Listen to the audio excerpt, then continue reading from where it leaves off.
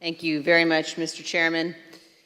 At this point, our committee has just begun to show America the evidence that we have gathered.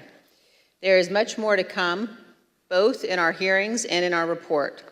But I'd like to take just a moment to put everything we've seen in context.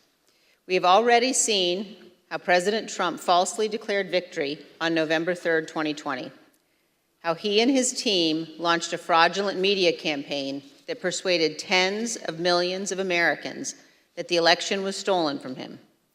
Donald Trump intentionally ran false ads on television and social media, featuring allegations that his advisors and his Justice Department repeatedly told him were untrue. We have also seen how Donald Trump launched a fraudulent fundraising campaign that raised hundreds of millions of dollars, again, based on those same false election fraud allegations. We have seen how President Trump and his allies corruptly attempted to pressure Vice President Pence to refuse to count lawful electoral votes and obstruct Congress's proceedings on January 6th, and how he provoked a violent mob to pursue the Vice President and others in our Capitol. We have seen how the President oversaw and personally participated in an effort in multiple states to vilify, threaten, and pressure election officials, and to use false allegations to pressure state legislators to change the outcome of the election. We've seen how President Trump worked with and directed the Republican National Committee and others to organize an effort to create fake electoral slates, and later to transmit those materially false documents to federal officials, again as part of his planning for January 6th. We have seen how President Trump persuaded tens of thousands of his supporters to travel to Washington, D.C. for January 6th. And we will see in far more detail how the President's rally and march to the Capitol were organized and choreographed. As you can tell, these efforts were not some minor or ad hoc enterprise concocted overnight. Each required planning and coordination. Some required significant funding. All of them were overseen by President Trump. And much more information will be presented soon regarding the President's statements and actions on January 6th. Today, as Chairman Thompson indicated, we turn to yet another element of the President's effort to overturn the 2020 election, this one involving the Department of Justice. A key focus of our hearing today will be a draft letter that our witnesses here today refused to sign. This letter was written by Mr. Jeff Clark with another Department of Justice lawyer, Ken Klukowski, and the letter was to be sent to the leadership of the Georgia State Legislature. Other versions of the letter were intended for other states. Neither Mr. Clark nor Mr. Klukowski had any evidence of widespread election fraud, but they were quite aware of what Mr. Trump wanted the department to do. Jeff Clark met privately with President Trump and others in the White House and agreed to assist the president without telling the senior leadership of the department who oversaw him.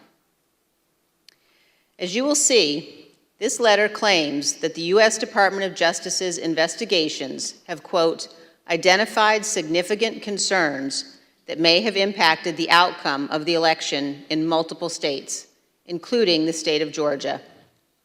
In fact, Donald Trump knew this was a lie.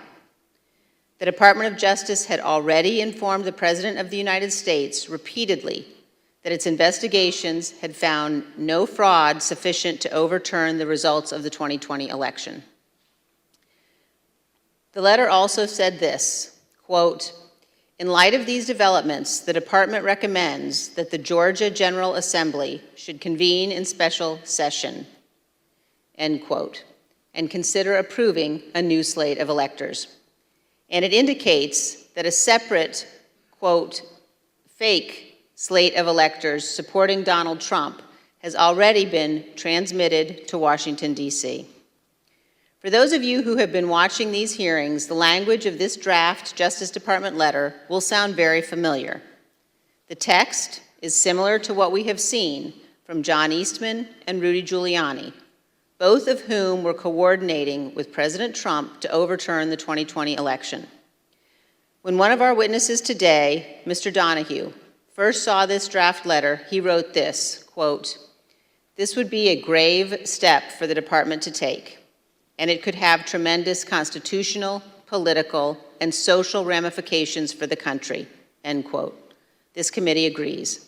Had this letter been released on official Department of Justice letterhead, it would have falsely informed all Americans, including those who might be inclined to come to Washington on January 6th, that President Trump's election fraud allegations were likely very real.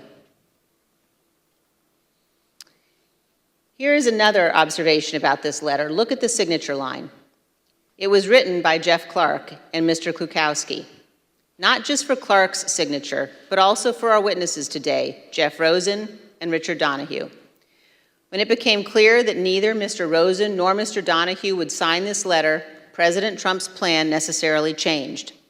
As you will hear today, Donald Trump offered Mr. Clark the job of acting Attorney General, replacing Mr. Rosen, with the understanding that Clark would send this letter to Georgia and other states and take other actions the President requested. One other point. Millions of Americans have seen the testimony of Attorney General Barr before this committee. At one point in his deposition, the former Attorney General was asked why he authorized the Department of Justice to investigate fraud in the 2020 election at all. Why not just follow the regular course of action and let the investigations occur much later in time, after January 6th? Here's what he said. Felt the responsible thing to do was to be in a position to have a view as to whether or not there was fraud. And frankly, I think the fact that I put myself in the position that I could say that we had looked at this and didn't think there was fraud was really important to moving things forward. And I sort of shudder to think what the situation would have been if the position of the department was, we're not even looking at this until after Biden's in office. I'm not sure we would have had a transition at all. I want to thank each of our witnesses before us today for your role in addressing and rebutting the false allegations of fraud at the root of January 6th. And thank you for standing up for the Constitution and for the rule of law. Of course, not all public officials behaved in the honorable way our witnesses did. At the close of today's hearing, we will see video testimony by 3 members of Donald Trump's White House staff. They will identify certain of the members of Congress who contacted the White House after January 6th to seek presidential pardons